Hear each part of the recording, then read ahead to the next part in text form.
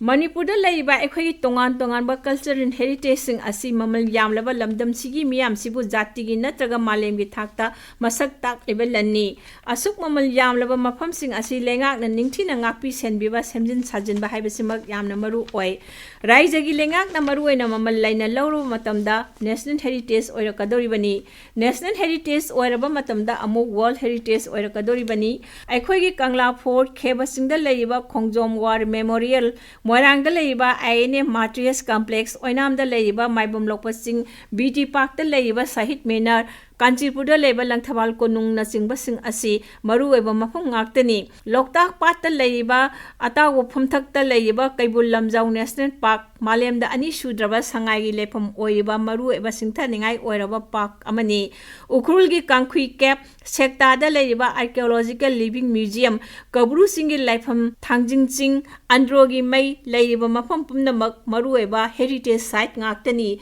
sida natana ekhoi Govindaji Temple Sanam hegi laisang maru eba umang lagi khubam sing pumnamak jati asigi nat ka sagonariba maru eba tatna thana yadraba mafam ngaktani Imphal gi Diwlaland da leiba Imphal War Cemetery asichu malem gi ani shuba lanja watatna thana ba yararoi daba mafamni mafam sida Britain Australia Canada East Africa amadi Bharat ki thauna phaba lanmi lising ama satuk hen bagi leiron chan ki bagi record lairi hairiba lamdam sigi nat ka sago nariba mafam sing ase ningthi na ngakpi senbi ba ama changi Govindaji gi temple board lai sana mahi gi su lai makhoi sigumna atai gi su committee lenomgani thajai Layamdragasu atuba matamda semba changi aikhoigi iraldi isana ngak sendana kanana ngakpigani matang sida Kangkhui Captain natana archaeological gi maroiba mafam oiraba cap kharasu ningsingba yai Sanapati jila da leiba Mobha Cap Tamenglong jila da leiba Tharon Cap Churachandpur jila gi Tonglon Cap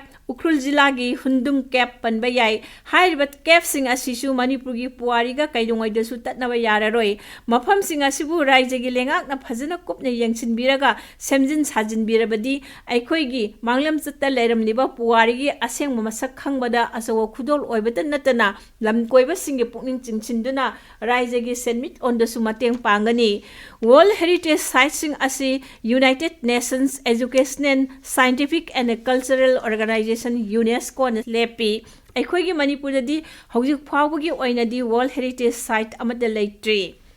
Delhi gi Humayun Tomb Agra gi Taj Mahal Maharashtra gi Ajanta and Ellora Caves Orissa gi Sun Temple Rajasthan gi Pink City na singbasing ase World Heritage gi Cultural Site oina UNESCO na sak khanglaba ngaktani saliba sahi lisingani kunmanga phawgi manungda Bharat ki tongan mafam nipu mari World Heritage Site oina sak khangkre masigi manungda kuntha taruk amana cultural site ni taret amana natural site ni aduga amana cultural amasung natural ani tuna yawa mafam Sikkim gi Kachinjunga National Park ni yumlo naba Assam da samuganda leiba mafam Kaziranga asi National Park aibatan natana World Natural Heritage Site oina lising masamapan marifu manga da sak khangkhrabani hairiba sahi simakta da Assam gi Manas Wildlife Sanctuary busu World Natural Heritage Site oina loksin kre mamang sahi lising ani kunmari dana Assam gi Zaraido Moidambu amuk UNESCO na World Heritage List da salhan kre aduna